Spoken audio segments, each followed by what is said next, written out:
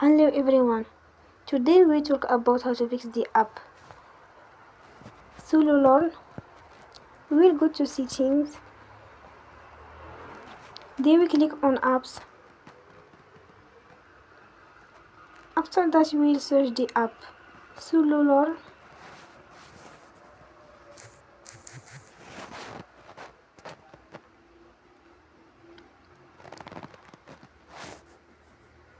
Then we on for stop.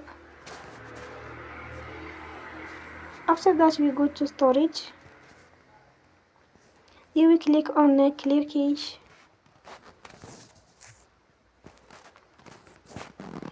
In the end, turn off your phone and you will recharge your phone again. Don't forget to support us by like and subscribe. See you next time and thank you for watching.